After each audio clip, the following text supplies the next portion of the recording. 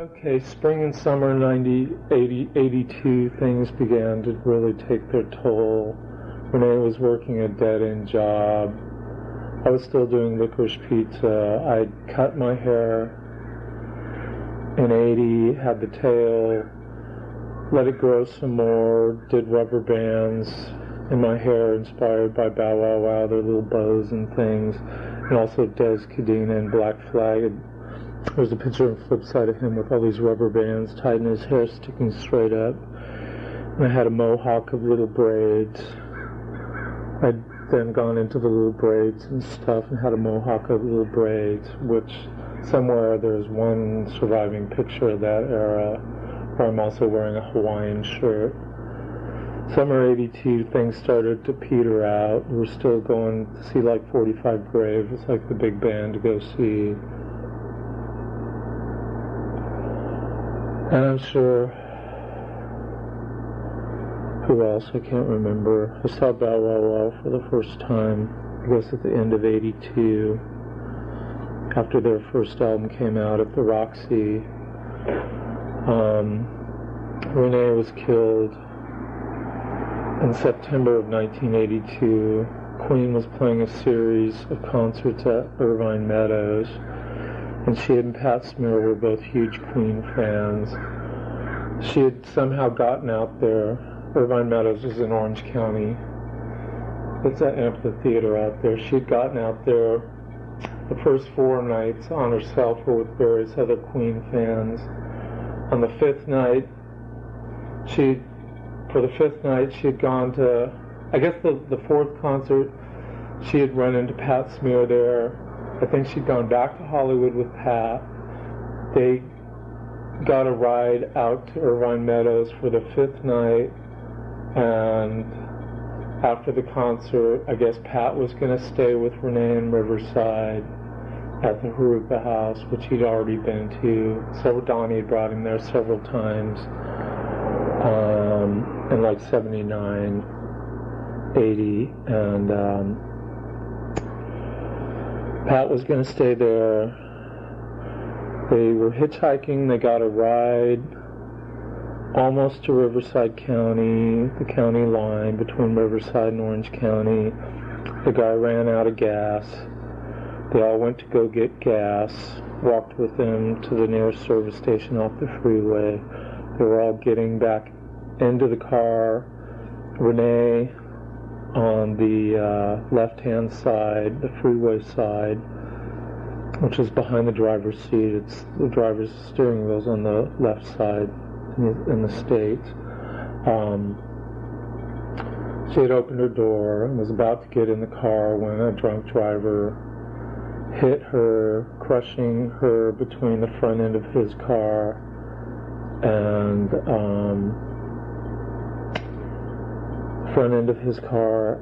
the door, tore the door off.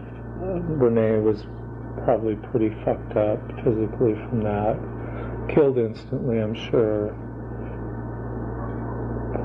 That was a Sunday night. Monday morning, Renee's sister Mel called me and told me, and it was a trip. It was the first real death I'd ever acknowledged. My grandmother had died the year before, my father's mother, but I hadn't gone to the funeral.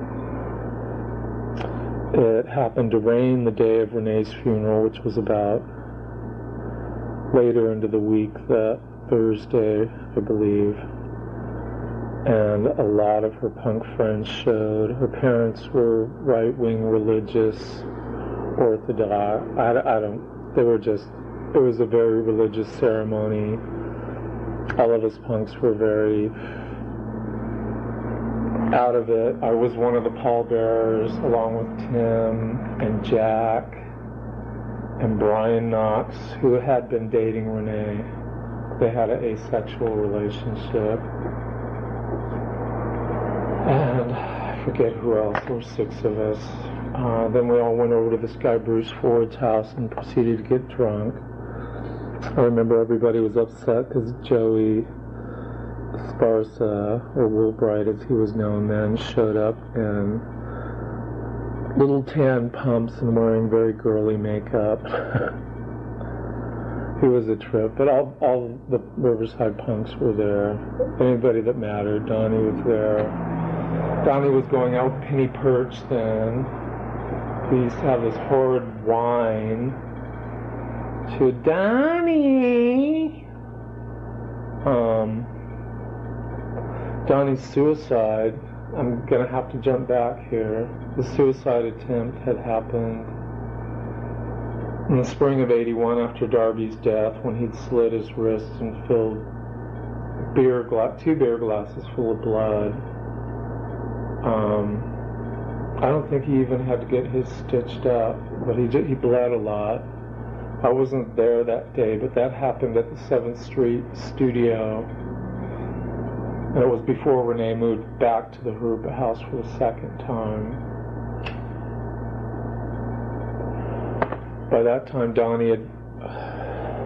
Stacy had her girlfriend Manon, which later became Donnie's girlfriend, and that brings us almost into '83,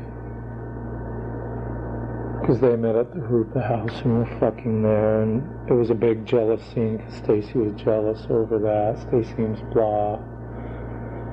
Let's see what your next question is. Yes, I would say that post 1982 into '83 was very much hibernation, introspection. I hung around less with the punk scene in Riverside, more with people that work at Licorice Pizza. Got real heavy into Joy Division.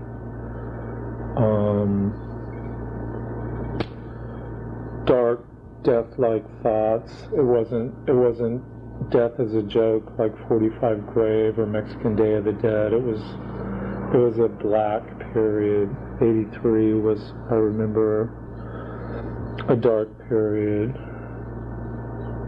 The beginning of '83, I distinctly remember I'd already seen New Order play once at their first concert in Southern California.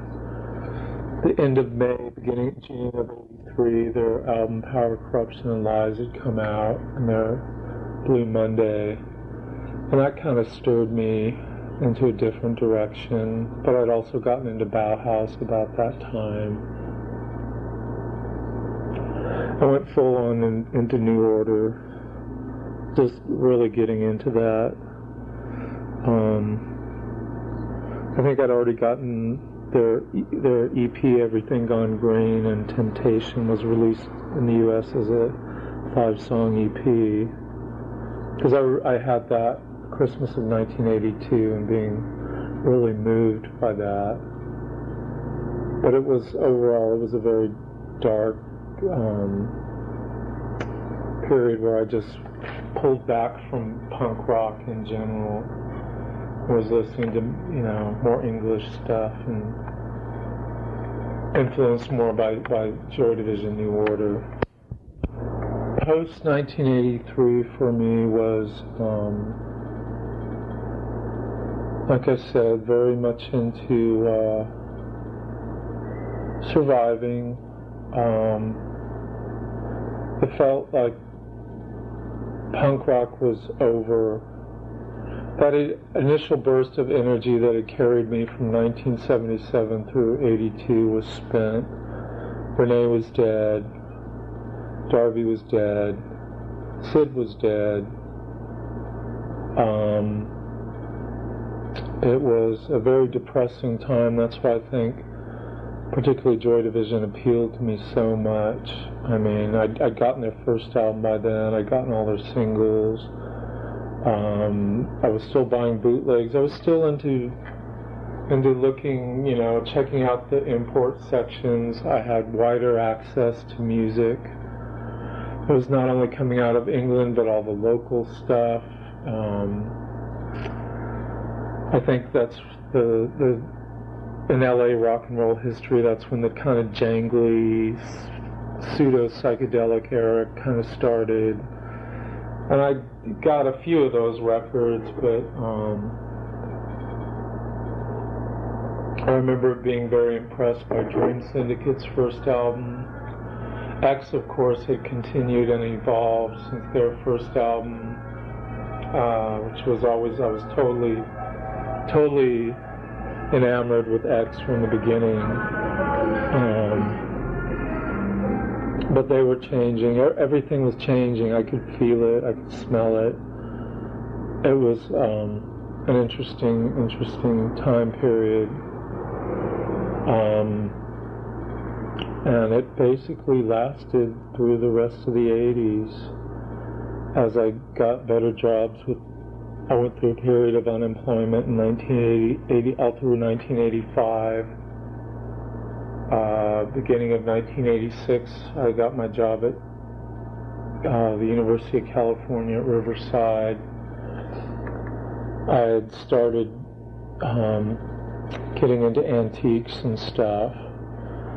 In 1984, I started buying Art Deco objects and started collecting antiques and stuff. And that took over. Down came a lot of the posters, flyers,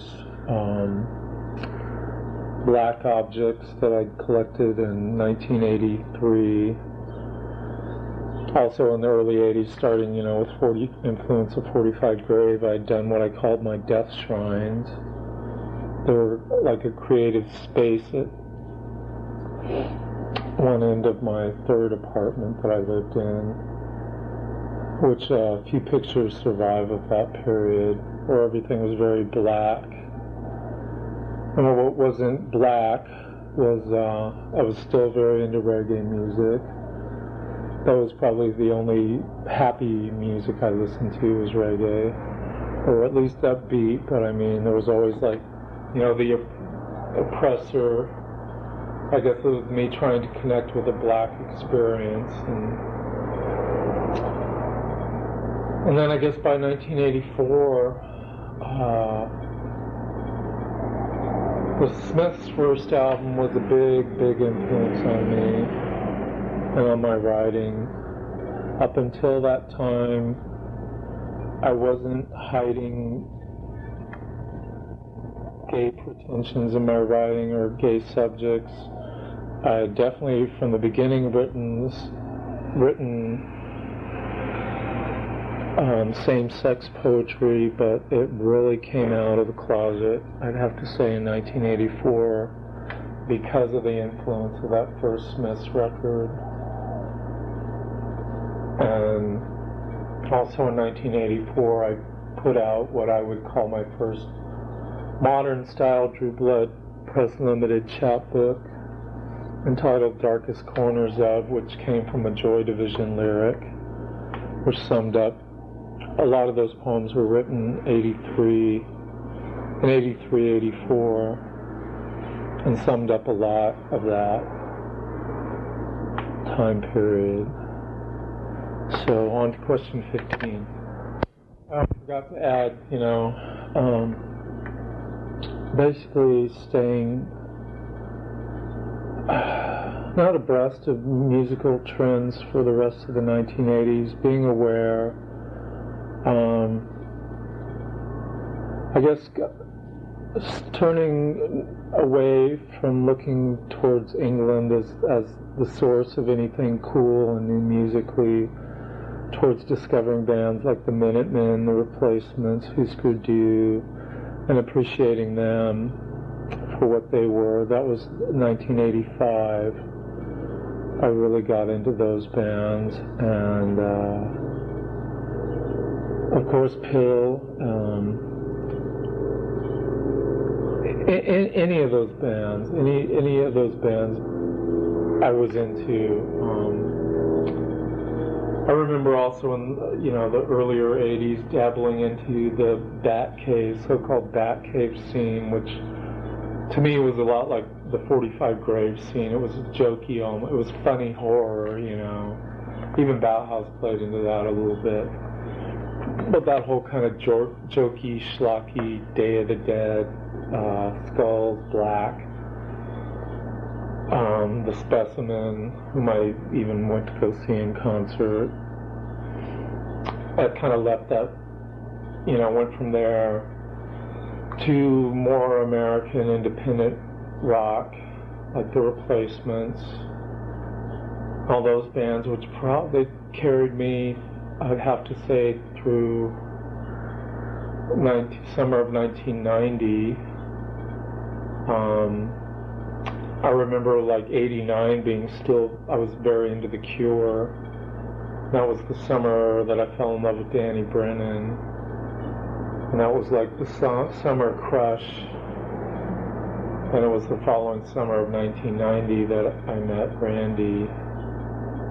And that kind of brought me back around, because Randy had been, you know, the little punk kid coming in buying Circle Jerks and Black Flag.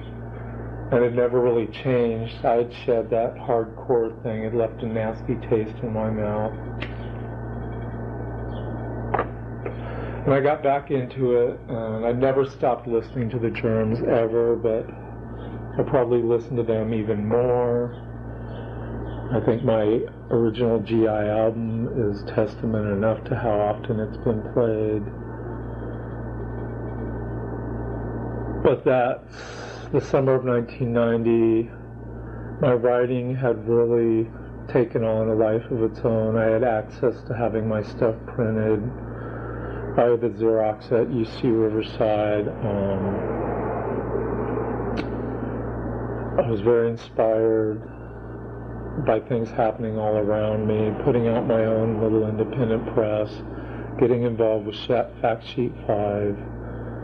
It was also that summer I met you, Al. I met Reggie. That brought back a lot of that circle. That whole circle seemed to have come around at that time. And with Randy being here, being in and out of my life, going to Minneapolis, hanging out with A. Razor and Rafael Carvajal, that whole scene, it was all very do-it-yourself. And it was very much in the poetry. And that was a big influence. It really centered me and prepared me for what's happened in the 1990s. By the summer of 91, Randy had lived with me off and on. He'd lost his job in Sequoia, went to San Francisco. I had the opportunity to go to San Francisco in the summer of 91. Went. That fall, Nirvana's album came out. I'd heard it by November and got into them. And it just seemed like a whole punk rock revival happened. Particularly, the high point was going to the Queer Zine convention, Spew 2, in February of 92. I met Kathleen Hanna of Bikini Kill, talked to a lot of people, got exposed to a lot of stuff, had a good time with that, and I think you pretty well know the rest of my history. And in 92, by the fall, that summer Randy was back living with me. Then we had our big fallout and another suicide attempt, my first one in over 10 years, happened, and that brings us into that part of the punk rock story in my life. Okay, at the beginning, you know, the whole DIY aspect of punk rock, and I didn't really start dressing anything I would consider punk rock until 1978. Yeah, 78. I think I'd gotten badges, a few badges, things like that, but I didn't start looking different until then. And there's a picture of me wearing a leopard skin glove and unruly hair, kind of ska mod looking sunglasses, and a jacket. I think I had like we were already doing thrift store shops in 1978, maybe the end of 77, beginning of 78. But I distinctly remember the first tight black trousers I got, where I had to go out to Pedley, which is where I used to have my tryst with Paul, my first lover, and there was like a Western gear shop out there, right? And they had black Levi's, I think they were Wrangler brand, but black jeans, but they were boot cut, and I distinctly remember having to cut a triangle fabric out of each leg and make them into peg legs, which I started wearing those. That must have been late 78 when that happened. Because I was real influenced by the look of the Clash and stuff. Not the paint splattered Jackson Pollock, but kind of that militant look. Almost a Western gear look that they had. That was, it was kind of a rebel, I guess. Wearing shit like that. Button-down shirts, not tucked in, a lot of times cut off at the sleeves, with things written on them. The jeans inside the big boots, feeling very clunky. And then, of course, at the end of 79, beginning of 80, came the bandanas. I got my little spur strap-on studs for my engineer boots. Started wearing chains and bandanas around the boots. Jeans either inside or outside the boots, ripped up, and just t-shirts, which, became the uniform throughout the early 80s. Started cutting my hair, then really, shaved close to the skull, except for the tail. We had the silk screening class at Riverside City College. We were making our own t-shirts. There were Death Patrol t-shirts, the Germ shirts I told you about. Bill was in that class, Renee, myself, Donnie, and a couple other people, even though some of us weren't even enrolled. I know Donnie wasn't even old enough to be, or he was old enough. He just couldn't, he wasn't enrolled. He just showed up for class, and the teacher let us do what we wanted to. They had a badge making machine at Riverside City College, so I was, forever cutting out pictures and making my own badges, and getting badges from Zed's in Long Beach, t-shirts there. I had a really excellent Johnny Rotten one where he was doing the classic stare. There was a black and white picture of his face, but his hair was all scraggly, sticking up, and that was all in bright orange. God, I had some cool shirts. I remember cutting squares out of a white t-shirt, making it almost like a net style shirt. I may still have it somewhere, and getting fabric paint and putting little stripes going around the cutouts of this fabric paint that was green and pink. A Clash shirt that I put the lyrics to 1977 on the back of. That would have been the tail end of 1978 when I did that. I remember Donnie Rose giving me a Led Zeppelin t-shirt where he defaced the Swan Song. It was a black shirt. I guess he spelled out "I hate Led Zeppelin" and defaced, put holes through the Swan Song guy and safety pinned it back together. That one I may still have too somewhere. Just wearing band t-shirts like that, thrift store clothes. That was the look. Well, loosely and quickly, the whole Moreno Valley thing started, of course, with Bill Bartell. Brian Knox was from there, and some other people's names I don't remember, but it had started out kind of with Bill getting into Devo while he was still in high school, and doing prankster-ish things like writing Devo and convincing everybody that Devo was a satanic cult, and just total prankster things that got taken way out of proportion, where people were called into the principal's offices and threatened with expulsion. And so that was, on Death Patrol, they'd wanted to know, what is Death Patrol? Who's involved in this gang, this group? And, even at that point, Death Patrol really didn't exist. It was another one of Bill Bartell's fabrications. Bill was a manipulator and a scenester. He was the equivalent of a Malcolm McLaren in fucking Moreno Valley, of all places. The guy just had ideas and would coerce people. He made Death Patrol happen, said, you and you are going to be in Death Patrol. And Renee wasn't their original singer. What was his name? This guy that later ran a tattoo shop in Riverside. I can't remember his name. Sean.